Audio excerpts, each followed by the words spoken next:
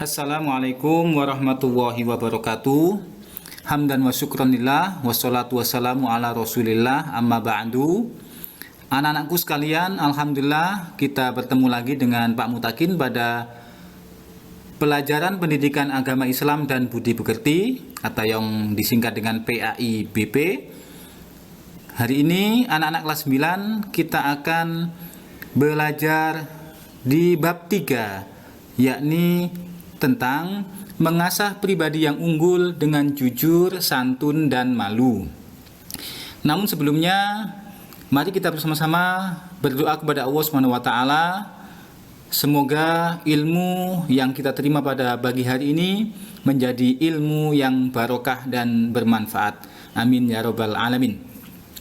Bismillahirrahmanirrahim. Raditu billahi rabba wa bil islami dina wa bi muhammadin nabiyyan wa rasula. Rabbi zidni ilma warzuqni fahma waj'alni min ibadika sholihin. Amin. Baik anak-anak, Pak Mutakin harap kalian pagi hari ini sudah siap untuk mengikuti pelajaran.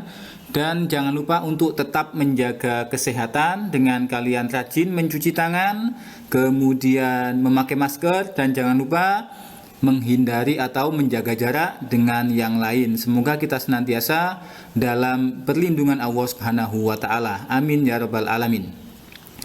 Baik anak-anak, langsung saja kita akan masuki bab kejujuran. Menurut bahasa, kejujuran atau jujur berarti menyampaikan kebenaran. Sedangkan menurut istilah, kejujuran atau jujur itu berarti menyatakan sesuatu sesuai dengan kenyataan yang sebenarnya terjadi. Atau juga bisa diartikan kesesuaian antara pernyataan dengan apa yang sebenarnya terjadi.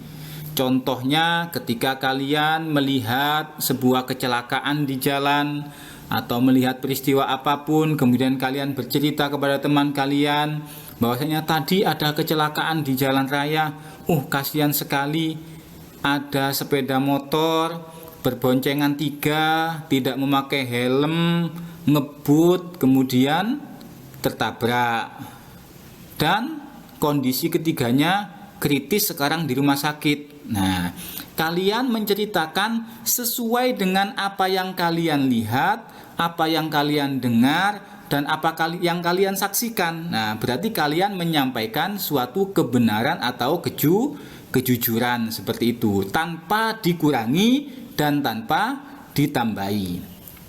Sebagaimana firman Allah Subhanahu wa Ta'ala di dalam surat Al-Baqarah, A'udzubillahi minasyaitonirrajim.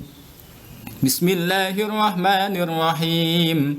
Wala talbisul haqqa bil batili wa taktumul haqqa wa antum ta'lamun. Yang artinya, janganlah kamu campur adukkan yang hak atau yang benar dengan yang batil, dan janganlah kamu sembunyikan kebenaran itu sedangkan kamu mengetahui. Rasulullah Muhammad SAW juga pernah bersabda, Kulil haqqo walau kana murron. Katakanlah kebaikan itu walaupun itu pahit rasanya. Ya. Jadi kalian diperintahkan untuk menyampaikan kebenaran sesuai dengan yang sebenarnya terjadi. Seseorang disebut jujur apabila berkata apa adanya dan sesuai dengan kenyataan.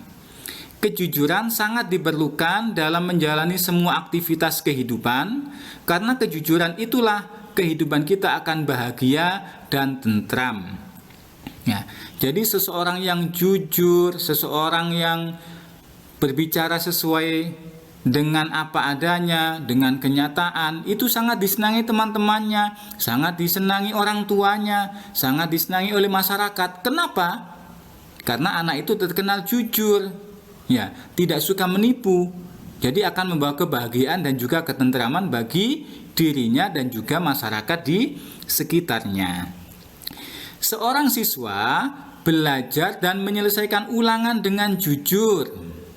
Ya, kalian ketika menghadapi ujian, menghadapi ulangan, Bapak Ibu guru sebelumnya sudah mengatakan anak-anak, insya Allah minggu depan kita ulangan. Oleh karena itu mulai besok, mulai hari ini kalian persiapkan materi apa saja yang perlu dipelajari nanti ketika ulangan agar kalian siap. Nah, ternyata kalian mungkin menyepelekan, baru ingatnya pas hari ini mau ulangan. Waduh, saya kok belum belajar. Akhirnya apa? Kalian berusaha untuk mencontek. Mungkin kalian menanyakan temannya dan sebagainya. Itu berarti kalian melakukan perbuatan yang tidak jujur. Pedagang menjajakan dan menakar barang dagangannya dengan jujur. Ketika pedagang pun melakukan ataupun membeli ataupun menjual dagangannya dengan jujur, maka dia akan memperoleh kebahagiaan dan ketentraman. Tidak hanya bagi dirinya, tetapi juga bagi pembeli. Nah, makanya pembelinya menjadi percaya dengan dia. Oh, kalau saya beli di situ pas timbangannya, tidak dikurangi, tidak dilebihi, harganya pun sesuai, tidak terlalu mahal, tidak terlalu murah. Kemudian pejabat melaksanakan tugas dan tanggung jawabnya dengan jujur. Seorang pejabat ketika diberikan amanat oleh rakyatnya, kemudian ia melakukan tugas dan tanggung jawabnya dengan jujur, maka ia akan menjadi pejabat yang merasa bahagia dan tentram. Kenapa? Karena bisa melaksanakan tanggung jawabnya dengan baik. Seorang wasit memimpin pertandingan olahraga dengan adil dan jujur. Seorang saksi menjawab pertanyaan hakim dan jaksa dengan jujur. Nah, apa akibatnya jika semua orang, profesi apapun, dalam aspek apapun mereka melakukan kejujuran, maka kehidupan akan berjalan dengan harmonis dan mendapat keberkahan dari Allah Subhanahu wa Ta'ala. Nah, sekarang sebaliknya, jika kecurangan dan dusta merajalela, maka akan terjadi kehancuran dan malapetaka. Nah, sekarang coba kita bayangkan, jika ada sebuah masyarakat di lingkungan kecil, ya, mungkin di lingkungan sekolah atau di lingkungan RT atau dengan keluarga, ada satu saja orang yang suka berbuat dusta, berbuat curang, suka memfitnah. Nah, akhirnya apa? Maka terjadilah saling curiga dan terjadilah krisis kepercayaan. Mau menitipkan sesuatu, jangan ke orang itu, dia orangnya tidak jujur. Saya kemarin nitip itu katanya barangnya hilang. Oh, ternyata setelah 1 bulan barangnya ada. Nah, jadi apa?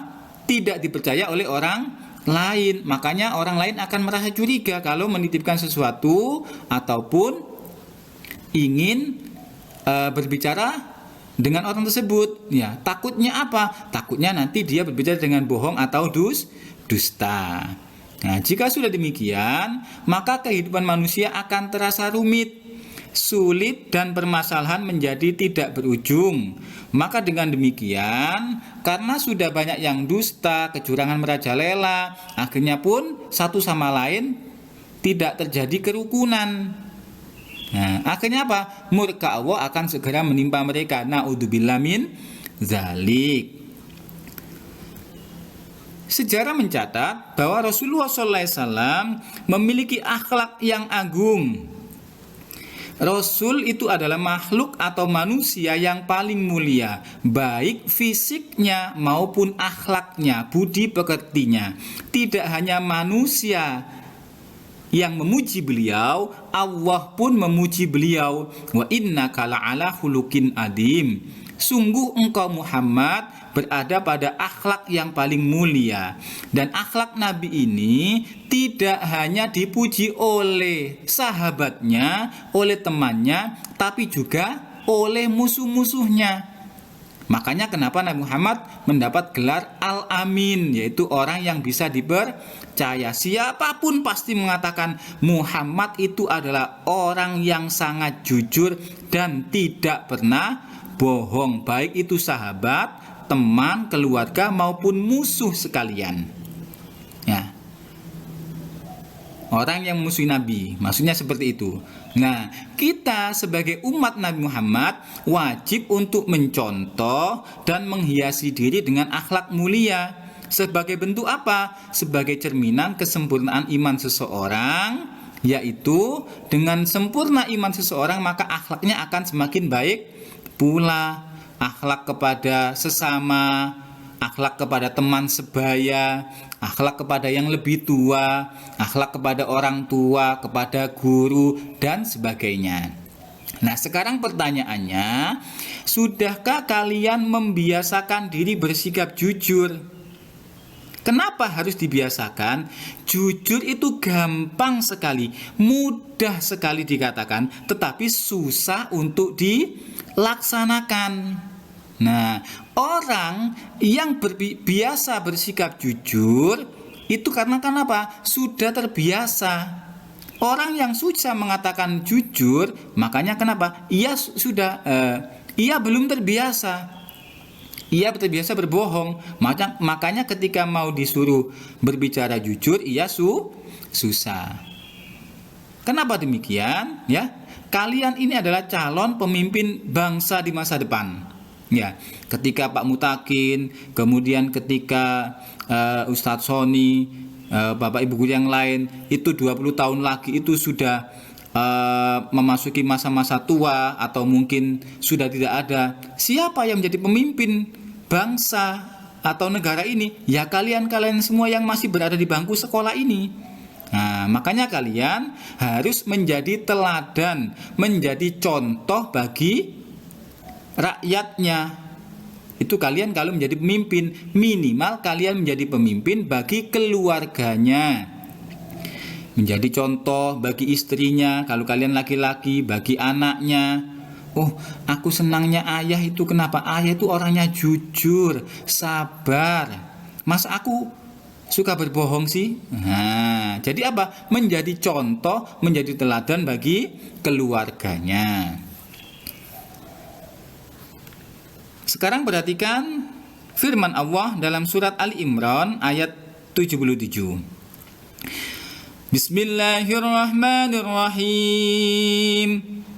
Innal ladzina yashtaruna bi ahdillahi wa aymanihim samanan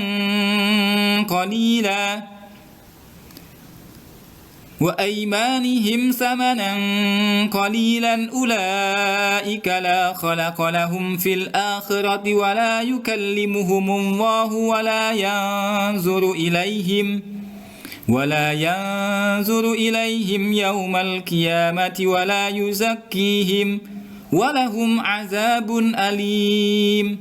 Yang artinya, sesungguhnya orang-orang yang menjual belikan janji Allah dan sumpah-sumpah mereka dengan harga murah, mereka tidak memperoleh bagian di akhirat. Allah tidak akan menyapa mereka, tidak akan memperhatikan mereka pada hari kiamat, dan tidak akan menyucikan mereka.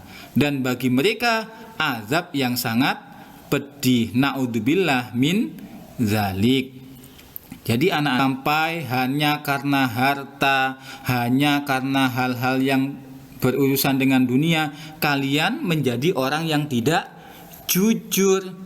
Hanya karena mengejar mungkin laba atau untung yang mungkin tidak banyak, kalian sebagai pedagang melakukan sesuatu kecurangan, bahwasanya jual mangga, katakanlah mangga ini manis, harganya sekian. Nah, ternyata setelah di rumah yang manis hanya 3, beli 1 kilo yang manis 3, sisanya masam. Nah, berarti apa? Kalian sudah melakukan kecurangan, tidak jujur. Demi apa? Mencari untung yang mungkin hanya Rp5.000 atau Rp3.000, tapi nanti di akhirat siksanya sangat pedih. Kemudian Allah Subhanahu wa taala memerintahkan orang-orang yang beriman untuk bertakwa dan berkata benar. Sebagaimana firman Allah, ya ayyuhallazina amanu taqullaha wa qulu qawlan sadida. Yang artinya, wahai orang-orang yang beriman, bertakwalah kamu kepada Allah dan ucapkanlah perkataan yang benar. Nabi Muhammad juga bersabda an Abi Hurairah anin Nabi sallallahu alaihi wasallam qala ayatul munafiqi salasun idza haddasa kadzaba wa idza wa'ada akhlafa wa idza tumina khana, rawahul Bukhari wa Muslim. Yang artinya dari sahabat Abu Hurairah radhiyallahu an bahwa Nabi sallallahu alaihi wasallam bersabda, tanda-tanda orang munafik itu ada 3. Yang pertama, jika berbicara dia berdusta. Yang kedua, jika berjanji dia mengingkari. Dan yang ketiga, jika diberi amanah dia berkhianat. Nah, makanya kalian hati-hati dalam hal berbicara. Jangan sampai mengatakan sesuatu yang dusta, sesuatu yang tidak jujur, tidak benar. Kenapa? Kalian akan dikategorikan menjadi orang-orang yang munafik. Apa sih munafik itu? Munafik itu adalah orang yang perkataannya tidak sesuai dengan kenyataan. Ya, munafik itu adalah orang yang suka mengingkari janji, orang yang berkhianat. Nah, maka naudzubillah, apabila kalian suka melakukan 3 hal ini, maka kalian dikategorikan sebagai seorang munafik. Maka jauhilah perbuatan dusta, mengingkari dan juga berkhianat. Nah, sekarang manfaat kejujuran. Yang terakhir, apa manfaat dari orang-orang yang melakukan perbuatan jujur atau sikap jujur?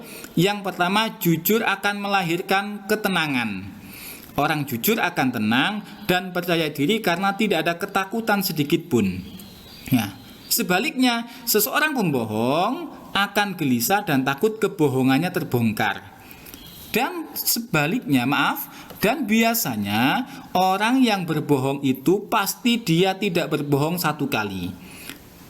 Kenapa? Karena dia akan berbohong lagi untuk menutupi kebohongan yang sebelumnya. Makanya dia merasa tidak tenang, gelisah, ya.